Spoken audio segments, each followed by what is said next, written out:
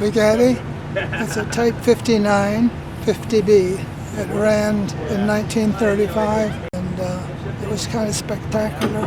Can you imagine what that might be like at 135 miles an hour?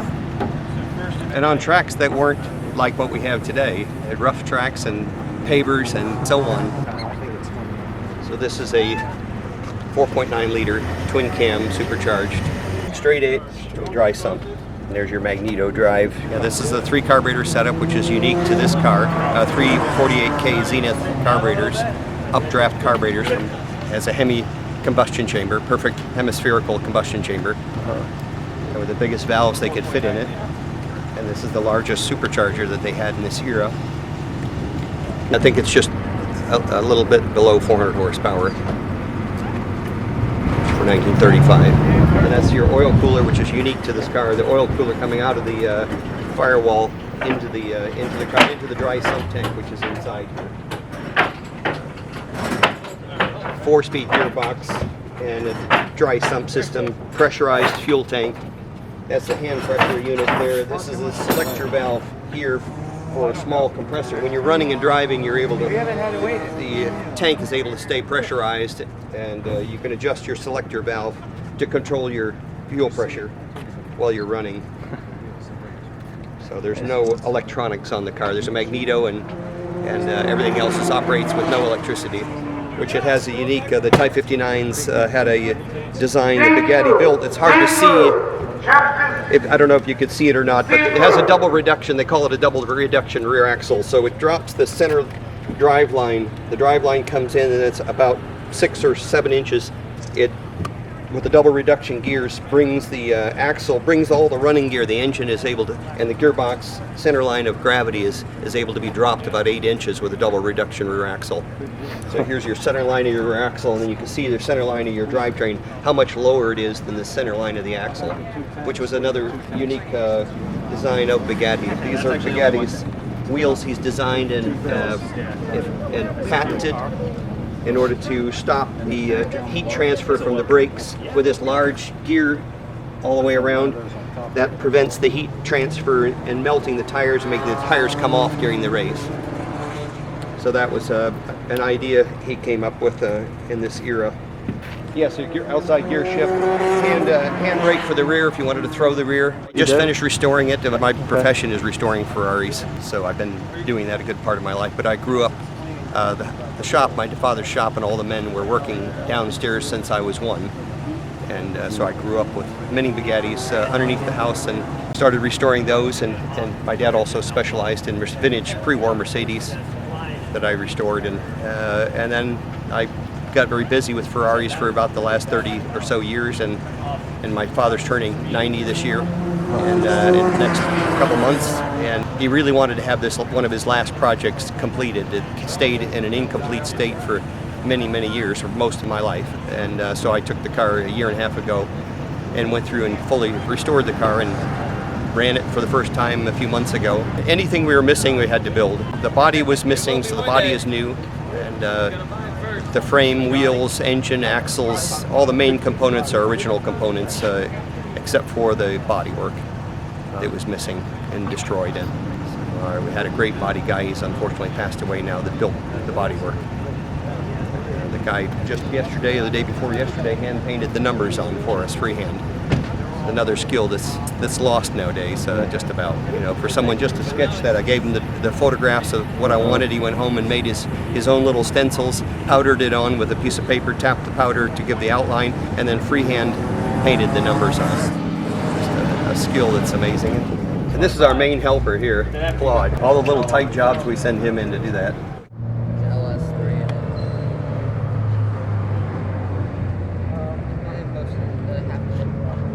Well, this is a replica of a Carroll Shelby 427 Cobra.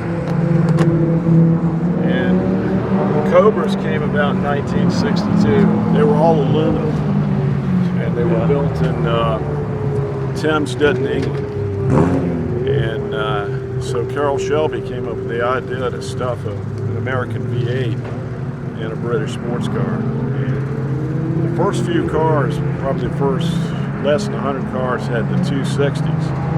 And then they went to the 289 small block. And that's what really made the car history. I mean, it was beating everything on the track in American road racing and in Europe also. Masterf builds it on a factory production line in South Africa. Oh, wow. Durban, South Africa. Cool. But the North American dealership is in Boynton Beach, Florida. They've got a showroom down there with 30 of these things. And they're getting them in all the time. They're like the distributor for this country. This was actually a gift from my wife, Christmas Day in 2005. And so I've had the car now 11 years. We put the Roush 427 in it. And if I were going to race the car, I would want a full roll bar, full roll cage, and steel tubing in the doors. And they build them like that for the track, but for safety. That's what I wanted to have. Gotcha. This car is dynoed at 550 horsepower, and it's a dark block, bored and stroked to a 427. So it weighs 2,400 pounds. Not a lot of weight. But it's basically for cars and coffee and shows and things like that. This car is built to fiberglass. Most of the replicas are built to fiberglass because aluminum is just awfully expensive. Aluminum cars, you're going to spend $150,000. These are, well, one like this would run probably 65, something like that. The fastest one ever ran was 198 at Daytona. And those are real knockoffs. You notice they got a safety wire on the spinner, but you have to use a lead weight hammer when you remove the wheels.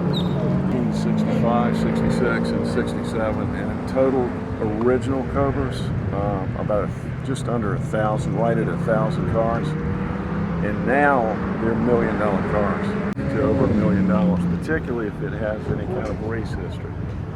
Great shifter in it, little short shifter. Yeah. If you notice, the shifter in that car is turned around backwards. That's the way they did the 427s because they moved the engine back. And the transmission tunnel was so wide to make it so you could shift it easier. They took a shifter out of a Mustang and Ford Galaxy 65, turned it backwards. So that's why it looks like that.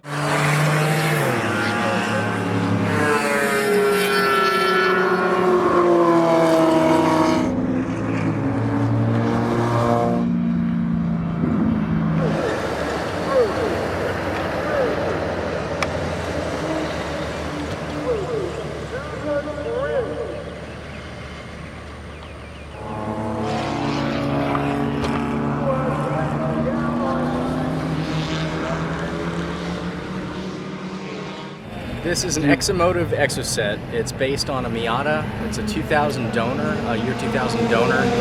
They do only chassis kits for NA and NB Miatas, so from 1989 or whatever, the original Miata through 2000, early 2000s. This is a 2000 donor.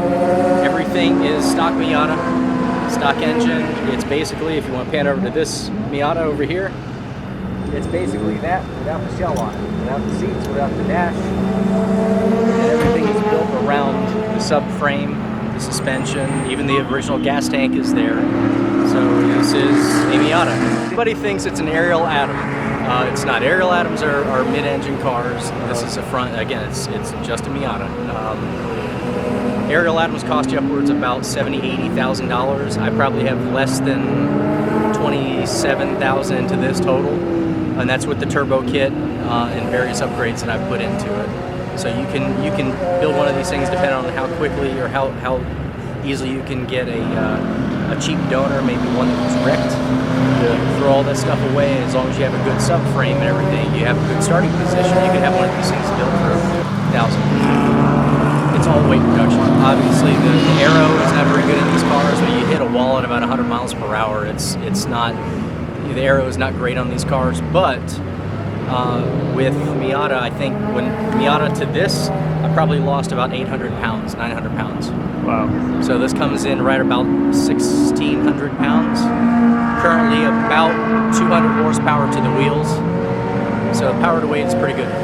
Well, there's a lot of kit companies that are out there. It's my plug for Exomotive. Exomotive is they've done a really good job of dealing with their customer base. Been very friendly with the whole thing, very upfront. Again, very personable people. I went up to Atlanta to pick up my frame along with my friend who also built one of these things. And when we got there, we had a big box truck. We didn't have any tie downs, so we needed to go to Walmart.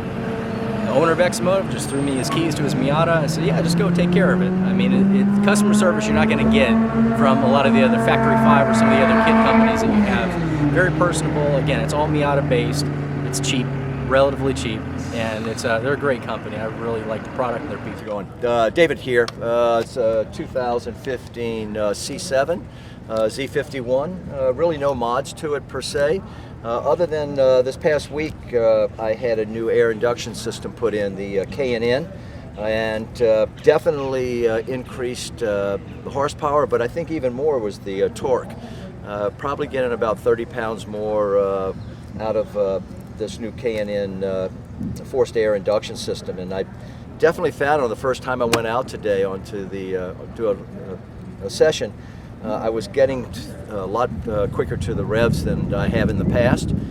So we've got a Corvette or any, I think this open air injection, cold air induction, excuse me, with K&N is definitely worth the price of admission.